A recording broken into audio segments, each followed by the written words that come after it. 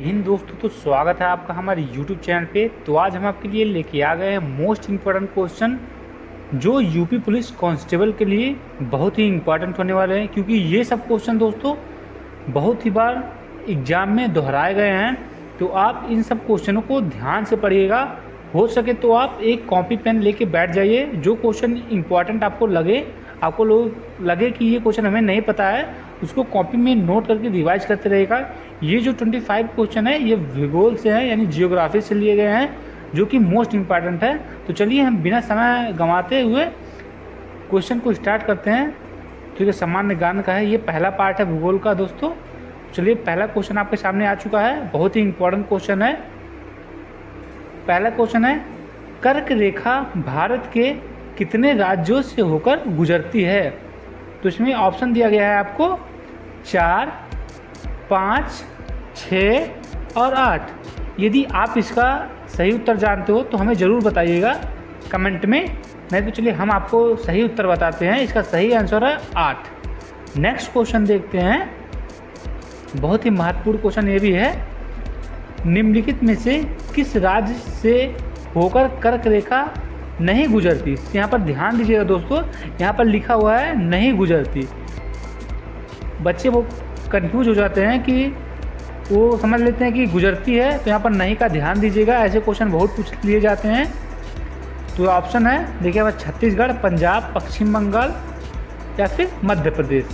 तो चलिए सही आंसर देखते हैं इसका सही आंसर है पंजाब। नेक्स्ट क्वेश्चन देखते हैं, बहुत ही इंपॉर्टेंट क्वेश्चन है ये भी। भारत की उत्तर से दक्षिण कितनी लंबाई है? तो ऑप्शन है 3540 किलोमीटर, 1527 किलोमीटर, 3214 किलोमीटर या फिर 2000 किलोमीटर। तो इसका सही आंसर है 3214 किलोमीटर। एक क्वेश्चन बहुत ही इम्पोर्टेंट है आपके एग्जाम के पॉइंट ऑफ व्यू से, क्योंकि एक क्वेश्चन आपको सिलेक्शन दिलाने में बहुत ही मदद करते हैं दोस्तों। तो एक क्वेश्चन को ध्यान से पढ़िए और ध्यान से देखिए। भारत की मानक रेखा कहाँ से मानी जाती है? ये बहुत ही इम्पोर्टेंट क्वेश्चन है और ये बहुत बार पूछे जा चुके हैं, तो इसको ध्यान से देखिएगा, बहुत ही इम्पोर्टेंट क्वेश्चन है।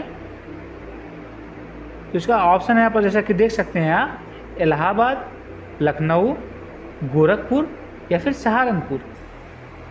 तो इसका सही आंसर है इलाहाबाद। इलाहाबाद जो है भारत की मानक रेखा यहीं से गुजरती है। तो नेक्स्ट क्वेश्चन देखते हैं, मानक रेखा कितने राज्यों से होकर गुजरती है? तो यहाँ पर ऑप्शन दी हुई हैं 4, 5, 3 या फिर 7। तो इसका सही आंसर है, चलिए देखते हैं 5। तो ये सब बहुत ही इंपॉर्टेंट क्वेश्चन है, तो इस सबको अपनी कॉपी में नोट करते जाइए।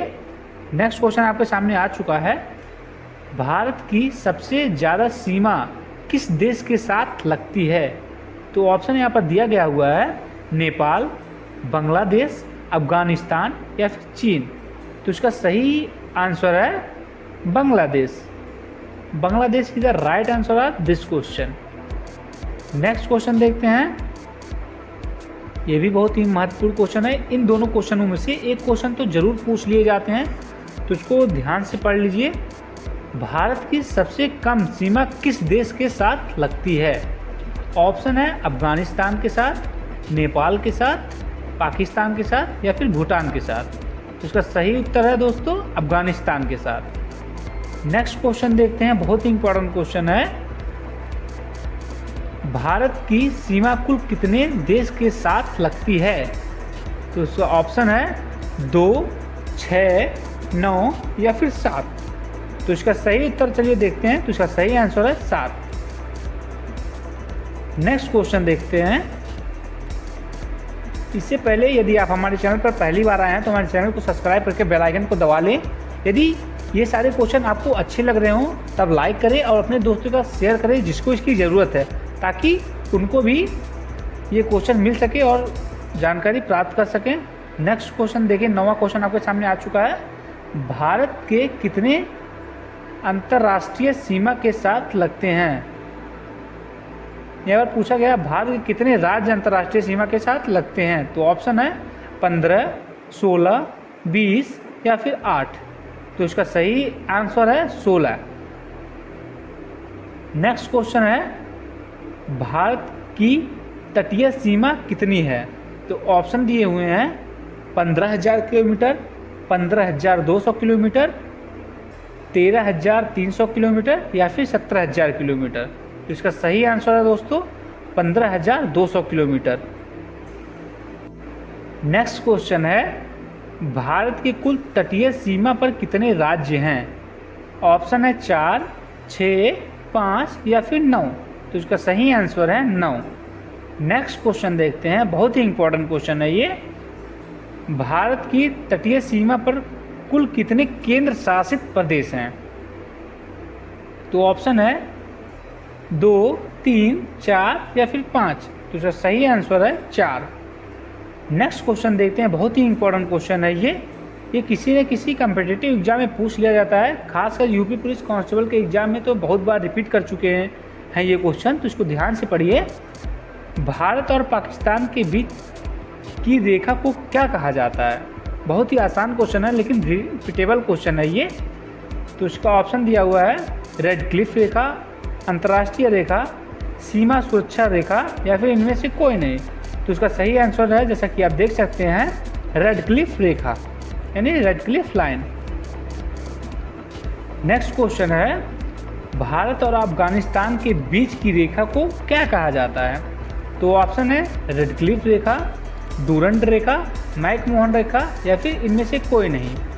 तो इसका सही आंसर है दोस्तों डूरंड रेखा। तो मैं आपको बता दूं, आप तो जान चुके हैं कि यहाँ पर जो मैकमोहन रेखा है ये है भारत, इंडिया यानी इंडिया और चाइना के बीच की है, और जो डूरंड है इंडिया और अफगानिस्तान के बीच में है, और जो रेड क्लिफ यहाँ पर दिया हुआ है वो भारत और पाकिस्तान के बीच की है। तो इसको ध्यान से देखिएगा। देखिए आ भी गया ये क्वेश्चन जो भी को मैं बताया हूँ आपको। भारत और चीन के बीच की रेखा को क्या कहा जाता है? अभी अभी मैंने बताया है भारत और चीन के बीच की रेखा को क्या कहा जाता है। तो ऑप्शन दिए हुए हैं मैकमोहन रेखा, भारतीय चीन रेखा या फिर समझौता रेखा या फिर लास्ट ऑप्शन है इनमें से कोई नहीं। यदि आप हमें कमेंट बॉक्स में कमेंट करके बताएंगे तो हमें अच्छा लगेगा दोस्तों, और इससे ये भी पता चलेगा आप कितने क्यूरियस हैं अपने एग्ज़ाम को लेकर, इन सारे क्वेश्चंस को लेकर। देखिए यहाँ पर आंसर है इसका मैकमोहन रेखा। जो भारत और चीन के बीच में रेखा है वो मैकमोहन रेखा है। नेक्स्ट क्वेश्चन है, भारत को भौतिक रूप से कितने भागों में विभाजित किया गया है? तो ऑप्शन है 5 भागों में, 3 भागों में, 2 भागों में या फिर इनमें से कोई नहीं। तो सही ऑप्शन है 5 भागों में। नेक्स्ट क्वेश्चन देखते हैं, यहाँ पर बहुत ही इंपॉर्टेंट क्वेश्चन है, सियाचिन को कब पाकिस्तान से छीना गया? ऑप्शन है 1961, 1984, 1988 या फिर 1996। ये बहुत ही इंपॉर्टेंट क्वेश्चन है दोस्तों, इसको ध्यान से नोट कर लीजिएगा कहीं। इसका सही ऑप्शन है 1984 यानी 1984 में। नेक्स्ट क्वेश्चन देखते हैं, बहुत इंपॉर्टेंट क्वेश्चन है ये तो बहुत बार ही पूछे जा चुके हैं, तो इसको ध्यान से देखिए। भारत की सबसे ऊंची चोटी का नाम क्या है? तो ऑप्शन है K2, लद्दाख चोटी, माउंट एवरेस्ट या फिर इनमें से कोई नहीं। तो इसका सही आंसर है K2। दूसरा नाम गोडविन आइंस्टीन है। नेक्स्ट क्वेश्चन देखते हैं, बहुत ही इंपॉर्टेंट क्वेश्चन है ये भी।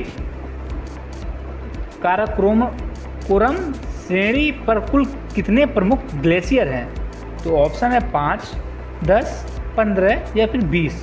तो इसका सही आंसर है 5। नेक्स्ट क्वेश्चन देखते हैं, सिंधु नदी का उद्गम कहाँ से होता है? तो ऑप्शन है गंगोत्री से, यमुनोत्री से, मानसरोवर से या फिर इनमें से कोई नहीं। तो इसका सही आंसर है मानसरोवर झील से। नेक्स्ट क्वेश्चन देखते हैं, लद्दाख, ट्रांस हिमालयन और जांस्कर के बीच कौन सी नदी निकलती है? तो ऑप्शन है ब्रह्मपुत्र, सिंधु, गंगा या फिर इनमें से कोई नहीं। तो इसका सही आंसर है सिंधु। नेक्स्ट क्वेश्चन देखते हैं दोस्तों, बहुत ही इंपॉर्टेंट क्वेश्चन है, सिंधु नदी की कौन सी सहायक नदी है? तो ऑप्शन है झेलम, चिनाब, रावी या फिर इनमें से व्यास या फिर ये सभी। तो इसकी सही आंसर है ये सभी, ये जो सारे नदी हैं ये सारे उसके सिंधु नदी के सहायक नदी हैं। उसको ध्यान से देखिएगा, इन चारों का नाम आप याद कर लीजिएगा। सिंधु नदी समझौता कब हुआ था? ऑप्शन है 1960 में, 1970 में, 1980 में या फिर 1990 में। तो इसका सही आंसर है 1960 में। नेक्स्ट क्वेश्चन है, विश्व का सबसे ऊंचा स्थल कौन सा है? तो ऑप्शन है लद्दाख, श्रीनगर, सियाचिन ग्लेशियर या फिर इनमें से कोई नहीं। तो इसका सही आंसर है सियाचिन ग्लेशियर। सियाचिन ग्लेशियर दोस्तों बहुत ही ठंडा है। यहाँ पर हमारी इंडियन आर्मी डटे रहते हैं, उनके लिए एक सलूट और एक लाइक तो बनता ही है। सियाचिन ग्लेशियर दोस्तों इसका सही आंसर है। नेक्स्ट क्वेश्चन देखते हैं,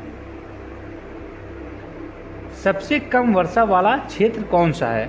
तो ऑप्शन है जम्मू कश्मीर, लेह लद्दाख, श्रीनगर या फिर इनमें से कोई नहीं। तो इसका सही आंसर है Leh Ladakh. Leh Ladakh is the right answer of this question. Next question देखते हैं। तो ये थी आज के मोस्ट इम्पॉर्टेंट 25 क्वेश्चन।